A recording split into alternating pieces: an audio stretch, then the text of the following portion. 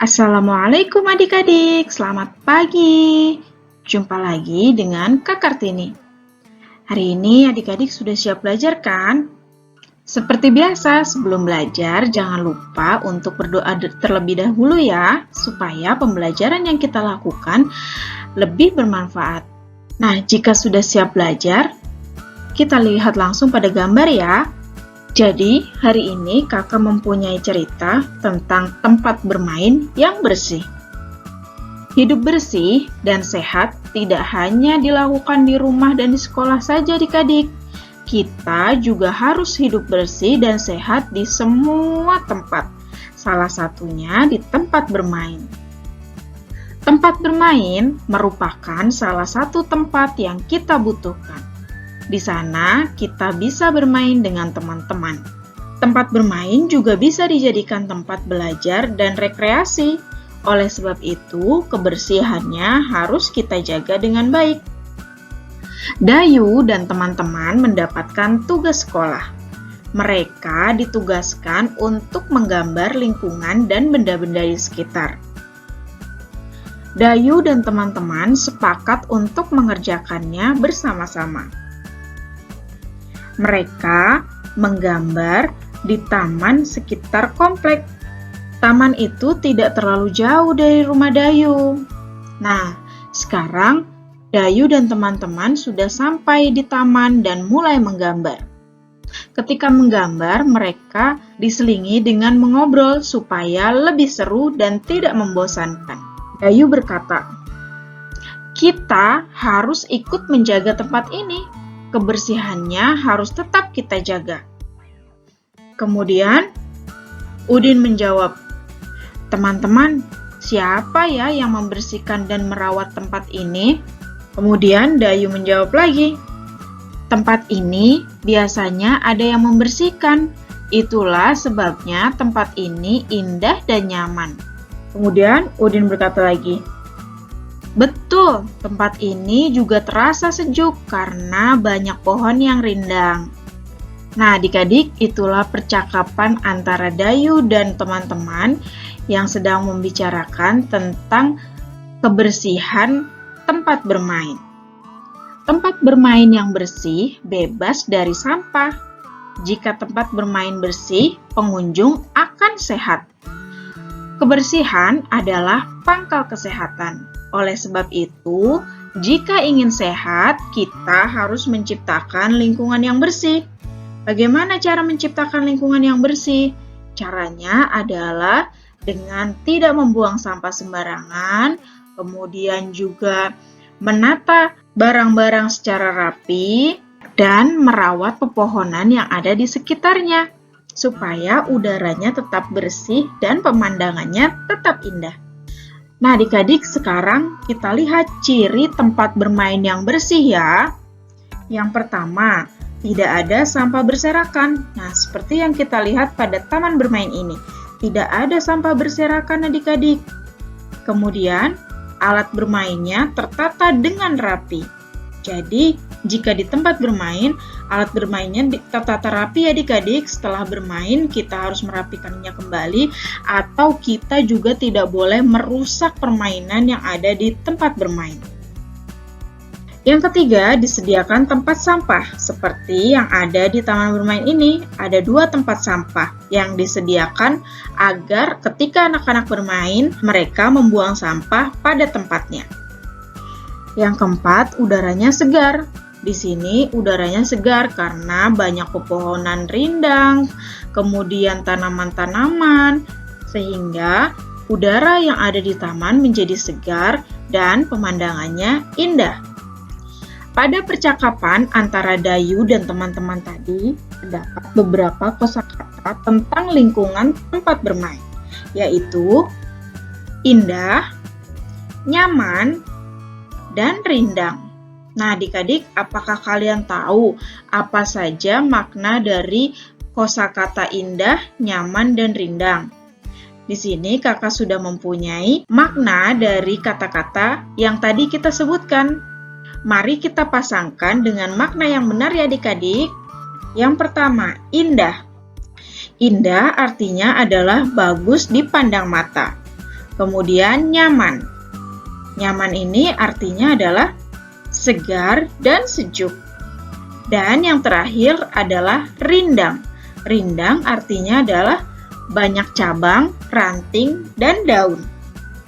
Mudah sekali adik-adik. Nah, berarti sekarang kita sudah belajar lagi 3 kosakata baru, yaitu indah, nyaman, dan rindang. Dayu dan teman-teman mulai menggambar. Mereka membuat karya 2 dimensi. Contoh karya 2 dimensi adalah gambar atau lukisan. Karya seni 2 dimensi itu apa sih? Karya seni 2 dimensi adalah karya seni yang memiliki 2 sisi saja, yaitu panjang dan lebar. Seperti ini adik-adik. Jadi, tidak mempunyai tinggi. Karya 2 dimensi ini hanya memiliki panjang dan lebar. Apa saja ya alat dan bahan yang digunakan untuk membuat gambar atau lukisan? Mari kita lihat pada gambar di bawah ini adik-adik. Yang pertama adalah pensil. Yang kedua, penggaris.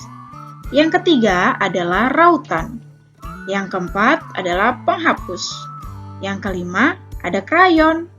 Yang keenam ada cat air. Yang ketujuh ada kuas dan palet.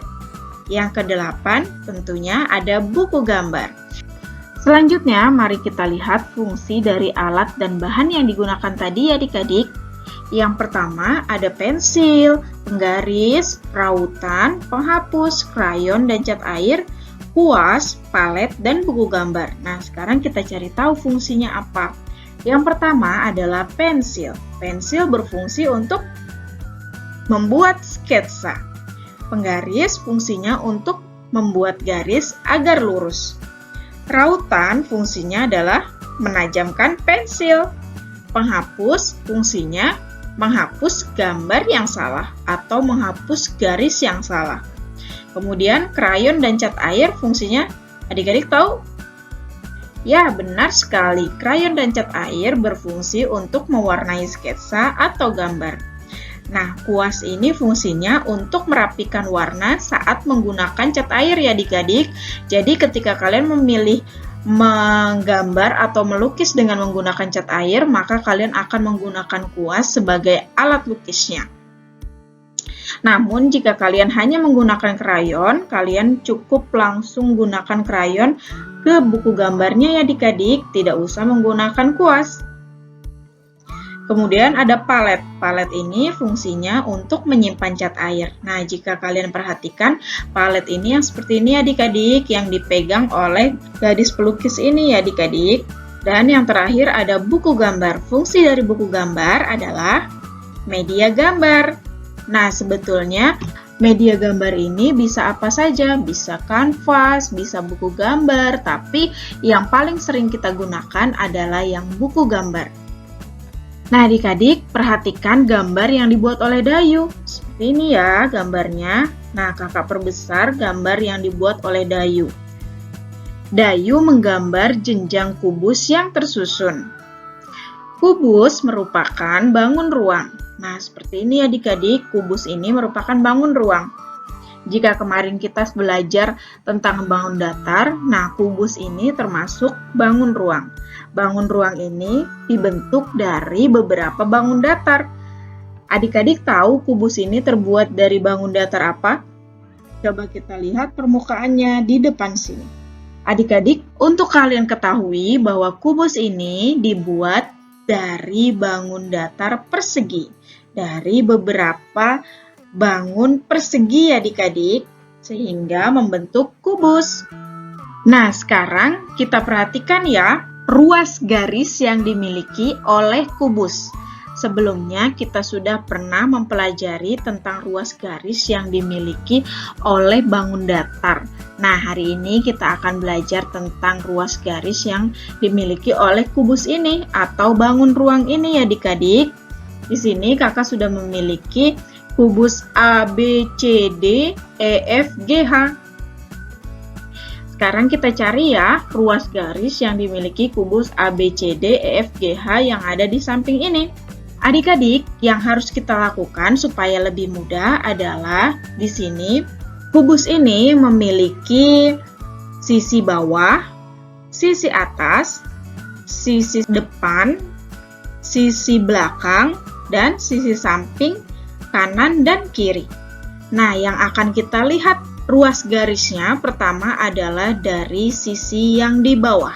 Oke, kita lihat ya. Yang pertama adalah, nah ini dia ruas garis pertama, yaitu ruas garis AB. Kemudian kita lihat ruas garis selanjutnya. Ini dia BC. Kemudian CD. Kemudian AD.